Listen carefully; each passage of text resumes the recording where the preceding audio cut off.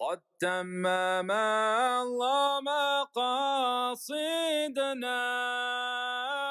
قد تمم. بسم الله الرحمن الرحيم. الحمد لله رب العالمين، والصلاة والسلام على سيدنا محمد وعلى آله وصحبه أجمعين.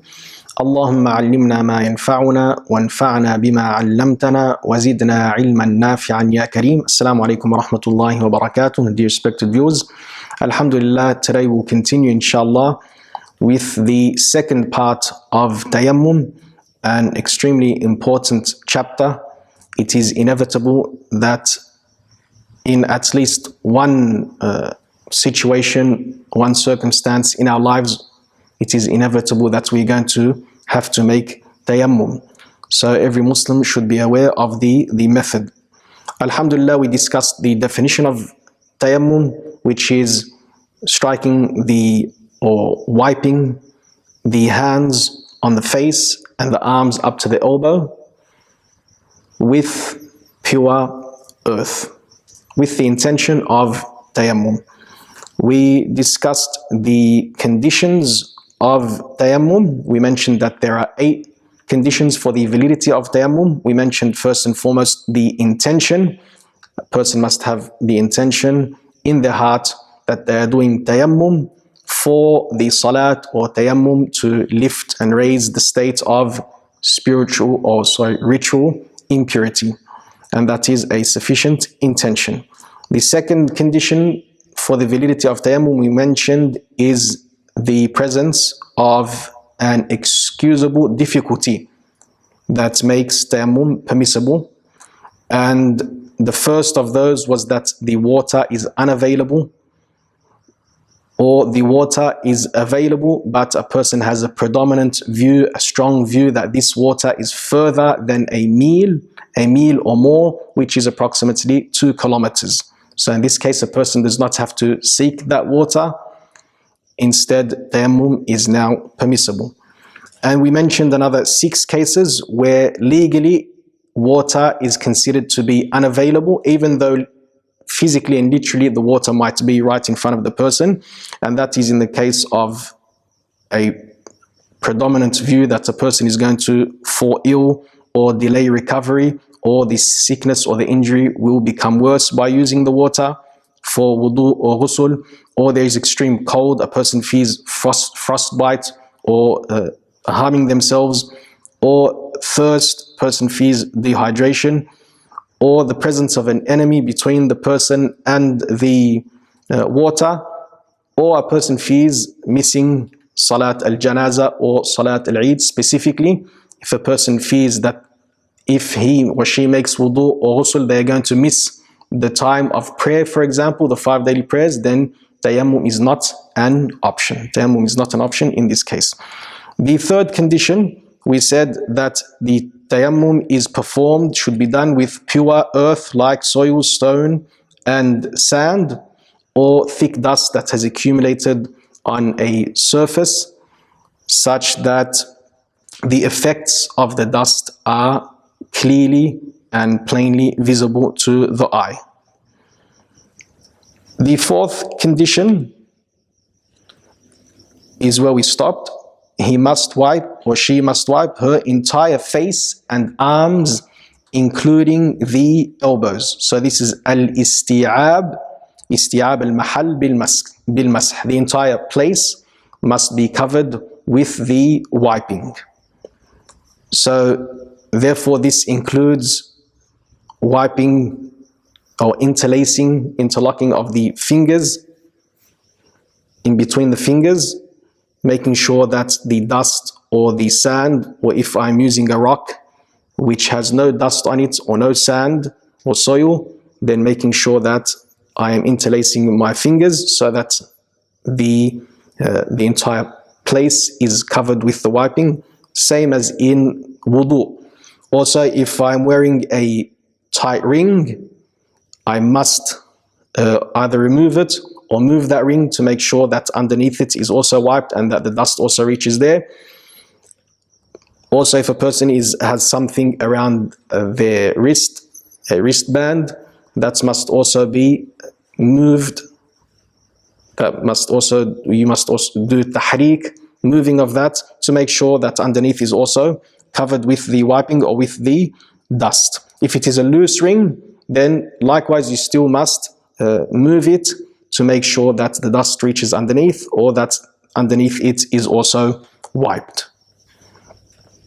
The fifth condition for the validity of tayammum, he or she must apply his entire hand or the major part of his hand for the wiping. So the minimum when I'm wiping my face or my arms is that a minimum of 3 fingers is used. Therefore, if I'm using 2 fingers to wipe my arm or to wipe my face with only 2 fingers, then this is insufficient. So ideally, you'll be using the whole hand, and it is a condition that no less than 3 fingers are used, as opposed to wudu. Wudu, if I rinse my hands and use only 2 fingers or 1 finger to cover my whole head, the wiping of the whole head, then I have fulfilled the sunnah of wiping of the whole head. But in tayammum, that is the condition. That's the minimum of 3 fingers. So therefore, like we said, thus if he wipes with 2 fingers and goes on repeating till he has wiped over the entire face and arms, his tayammum would be invalid. Number 6, he must wipe by striking the inner palms over the earth element twice. So there are 2 strikes, one for the face and the second for the arms.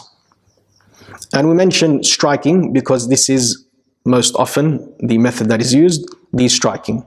But the main pillar or condition is that the dust or the sand or the rock is coming in contact with the hands for the sake of the wiping.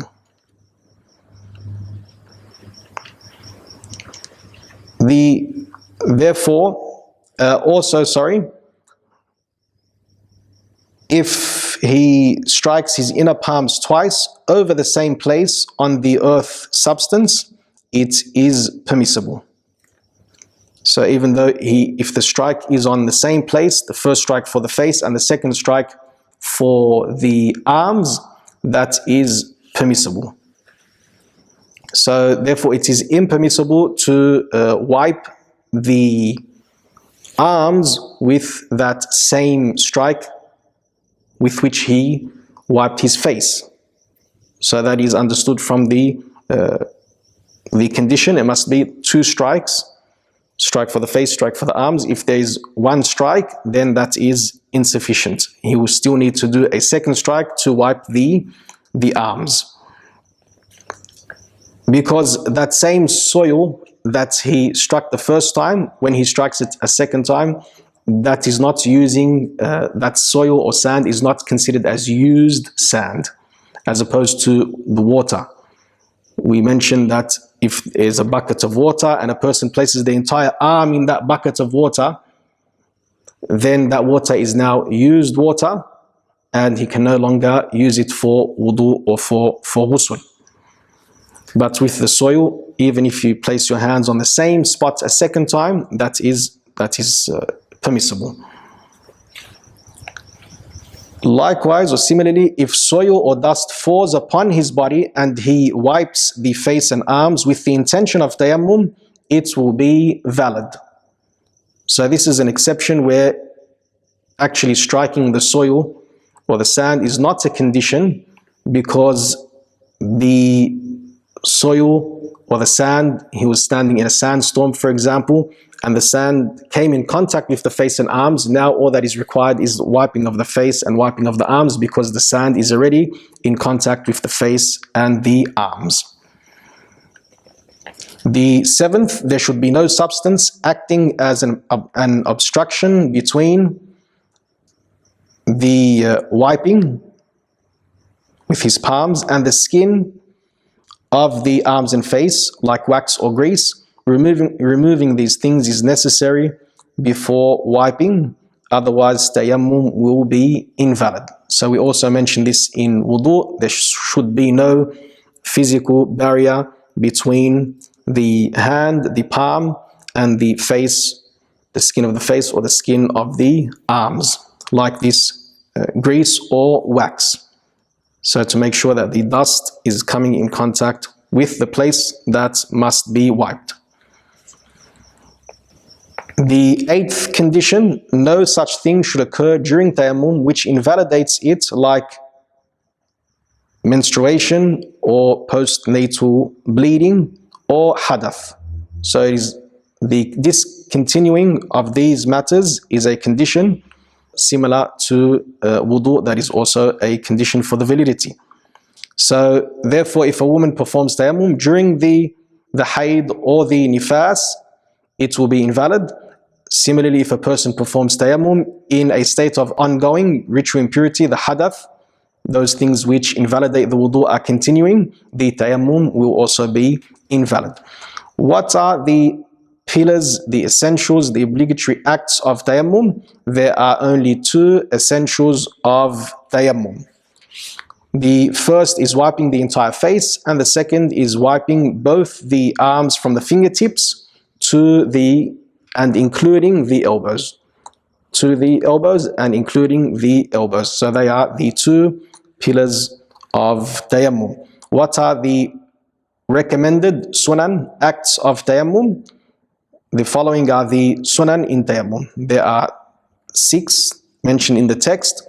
First, reciting Bismillahir Rahmanir Rahim, and that is at the moment when you are striking the earth, then that is the time where it is sunnah to say Bismillahir Rahmanir Rahim. The second is to do the tayammum in sequence, follow the sequence of tayammum, which is first to wipe the face, then the arms, wiping the face, then the arms, as is mentioned in the verse of the Quran. As for beginning with the right arm, after wiping the face, beginning with the right arm instead of the left, that is a separate sunnah that is called at-tayammun, to begin with the right arm. The third recommended act or sunnah act in tayammum, there should be no separation between wiping the face and the arms with a foreign act. So no act which is foreign or alien to tayammum should discontinue the acts of tayammum. The wiping of the face and the wiping of the arms should be done successively, and this is recommended in the tayammum. But if a person for whatever reason wiped their face and then their tayammum was interrupted and they came back and made a second strike and then wiped the arms, this is valid. The fourth sunnah act is إقبال اليدين وإدبارهما. While striking the palms over the soil, he or she should move the hands forward and backward, forward and backward after striking the surface or the earth. The fifth is dusting off the palms after raising it from the soil. And how many times do I need to dust the hands off? As much as is sufficient to remove the excess soil or sand. That is, as many times as a person will continue to dust off the hands, such that there's only a small amount of dust or sand left. And the purpose and the reason for this is that you do not disfigure your face. So the point isn't to look like you've just come from a face painting session. The point is to carry out this act of worship. So the sunnah of dusting off the palms is to make sure that the face is not disfigured and filled with soil and dust, or as such that you look dirty. The final sunnah of tayammum, he or she should space his fingers apart when placing the palms over the soil. So to have the fingers slightly spread so that the dust or soil or sand makes its way in between the fingers. Otherwise, we said it becomes obligatory to interlace the fingers to make sure that the dust reaches those points. So now that we've mentioned the pillars and the recommended acts, what is the method of tayammum? The person who intends to perform tayammum rolls up his sleeves from his arms and says Bismillahir Rahmanir Rahim with the intention of making salat permissible, or with the intention of lifting the state of ritual impurity. So I've rolled up my sleeves, I have the sand or the soil or the rock in front of me.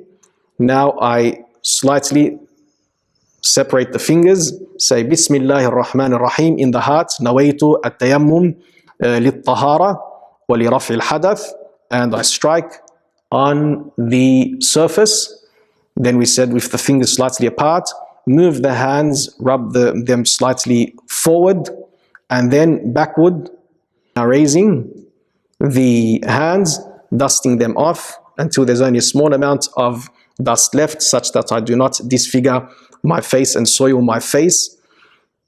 Once that is done, now the wiping of the entire face from top to bottom, as is in wudu, covering every single section of the face, every single hair's breadth, the space in between the ears and the beard, the outer part of the eyelids, underneath the nose tip, and the entire face, even over the outward part of the beard.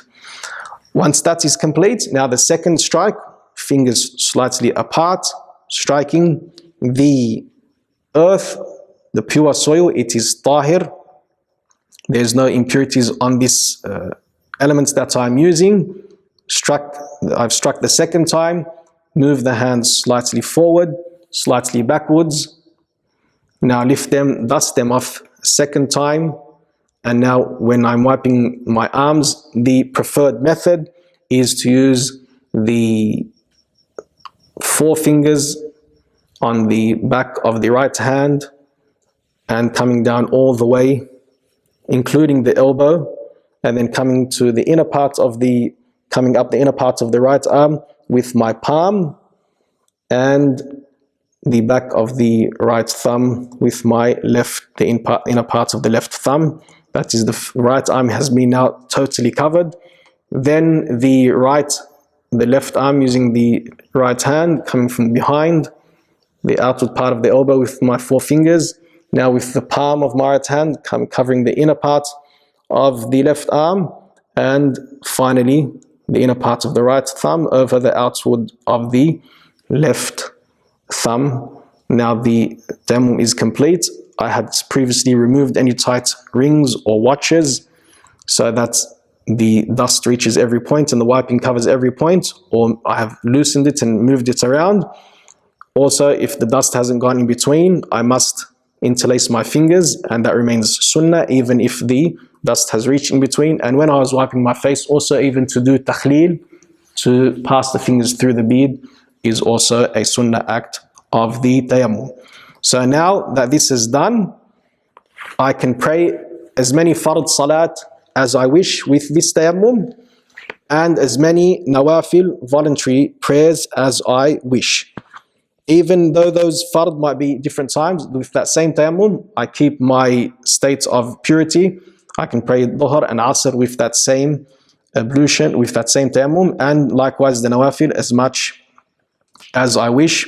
Any type of nafil salat, there's slight difference of opinion. The Shafi'i madhab are more stringent on this matter. What are those things which invalidate the tayammum? There are two things which invalidate the tayammum, the invalidators or nullifiers. Number one, anything that nullifies the original act, the ablution or the ghusl. This tayammum is a replacement for wudu if a person has minor ritual impurity, and it is a replacement for ghusl if a person has major ritual impurity. Anything that nullifies the wudu or nullifies the ghusl, that also nullifies the tayammum as well.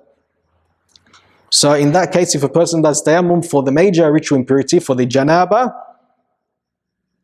because he was unable to perform the ghusl, then something that nullifies the wudu happens, he is in a state of minor ritual impurity, not in a state of major ritual impurity. So all he needs to do is now make wudu, if that is a feasible option for him. The second nullifier of tayammum is the ability to use water and the ending of the excusable difficulty that had made tayammum permissible for him, like the absence of water or fear of an enemy or fear of a sickness, etc. So when these excusable difficulties that we mentioned come to an end or cease, now the tayammum has become invalid and nullified. So as soon as enough water is available to complete a minimum fard wudu or a minimum fard ghusl, if he requires ghusl, once that amount of water is available and he's able to use it, the tayammum is invalid and nullified. Even if he is praying his salat after having done tayammum and then water is now available, the tayammum is invalid, is nullified, and the salat is invalid, and he must repeat that salat after using that water which is now available. So the state of hadath is lifted. He's in his state of tahara, purification, until water is available. Until the water is available, even if that, no matter how long that situation lasts for. Finally, what are some other rulings related to tayammum? Concerning the intention, which we covered, if a person performs tayammum for the sake of performing the janazah salat, the burial prayer, or the prostration of Quran recitation, it is invalid for him to perform any kind of salat with that tayammum. So we said making the intention of tayammum for salat or any part of salat like the sajdat tilawa or the salat al-janaza, then it is permissible to perform any kind of salat with that tayammum. If a person performs tayammum with the purpose of entering a mosque, it is not permissible for him to perform salat with that tayammum. If a person performs tayammum with the purpose or the intention of visiting the graves or for burying a deceased person, it is not permissible for him to perform salat with that tayammum, because these examples, these acts of visiting the graves or burying a deceased, are acts which do not require a person to be in a state of purity for them to be valid. So therefore that intention is insufficient for him to be able to perform salat with that tayammum. Concerning concerning delaying the salat, if a person expects, so he has a predominant view that he will be able to find water before the end of the time of the current salat, it is desirable for him to delay tayammum till he nears the end of the salat time. So continue to delay the salat if he has a predominant strong view that he will find the water and be able to use it. This is if the distance between that person and the place where he hopes to find the water is a mil, approximately 2 kilometers or more. If it's less than that, then he cannot do tayammum. The water is considered in a nearby radius. If it is less than the 2 kilometers approximately, therefore he cannot do tayammum, he must seek that water. Even if he fears missing the salat, missing the time of salat. So he will delay the salat as long as the water, we said, is further than a mil, approximately 2 kilometers. If he hopes and has predominant view that he'll find it, then he'll delay the salat. If he has no hope of water being available or finding water, then he does not delay the tayammum, he does not delay the salat, and he does tayammum at the beginning of the time of the salat, and he prays. Also, a second point concerning delaying the salat, if a person has been promised water by somebody, then it is wajib for him to delay the tayammum. Somebody has promised you water, then it is wajib to delay the tayammum.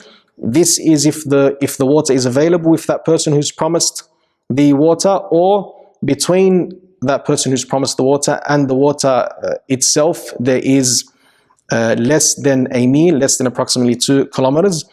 But if the water is not available with him, the person who's promised the water, or that water is further away than him, then there is 2 kilometers or further away, then I do not need to delay the salat or the tayammum, because it is permissible for me in this situation in Sharia to perform the tayammum.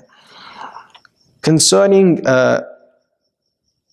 seeking or requesting water from another person, it is compulsory for him to request water from his companion who has some. So they're traveling, they're in the outback or in the desert.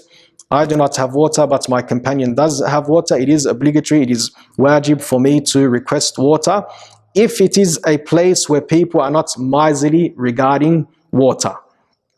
Because if you are in a place where people are not miserly regarding water, then most likely, if I were to ask him, my predominant view is that he will hand over or lend or allow me to use his water. But if it is a place where people are miserly regarding water, so it's a group stranded in the desert, now people are going to get miserly and stingy concerning the water they have, it is not compulsory for him to request another person for water, because in this case, most likely, my predominant view will be that they will refuse to share their water, so it is not obligatory upon me to ask. The final 2 points is it is permissible to perform tayammum before the time of salat begins if he is not in the category of an excused person. So it is permissible to perform the tayammum before the time of salat even begins. Finally, a person who has no hands and feet and his face is wounded. May Allah Ta'ala grant us well-being in all matters and all affairs in this life and in the next, in our physical health and in our mental health. So if a person's hands or arms and feet are severed, he has no hands and feet, and his face is wounded, he performs salat without ablution or tayammum. So we get an idea of the seriousness of this salat, that even if a person is in this state, still out of the sanctity of the time of the salat and out of the sanctity of salat itself, a person will still perform the salat without the wudu or the tayammum. If half or majority of the limbs of ablution are injured, he performs tayammum. Half of the limbs of ablution are injured. So there are 5 limbs that I must wash in wudu. So in this case, if 3 of them are injured, half or majority of them, in this case, I do not need to perform wudu, and tayammum is an option. When it comes to ghusl, if I need to perform ghusl and majority of the body is injured or I have such injuries and wounds that do not allow me to wash the majority of my body, I cannot even wash half of my body, then now tayammum is also an option. But finally, if majority of his limbs of wudu are healthy, and in ghusl majority of his body is healthy and unharmed, he performs ablution and wipes the wounded limb. Performs ablution. So as we mentioned last week, I have a wound or an injury on one arm or even on both arms, or just on my face or on my foot, such that I cannot wash that part. So I wash the unharmed area, wipe the as much as I can around the wound. So in that case, a person will resort to wudu, washing and wiping of the limbs. So that's إذا أمكنه غسل الصحيح بدون إصابة الجريح وإلا يمكنه غسل الصحيح تيمم. If he is unable to wash even the unharmed parts, because that is going to affect, he's not unable to wash or to wipe the unharmed parts, then in this situation, a person will do tayammum. And never does a person join and combine between washing and tayammum. So if the water is only enough to wash half my arm, then I do not do tayammum on the remaining part of the arm. So it is either the washing that is being resorted to or the tayammum.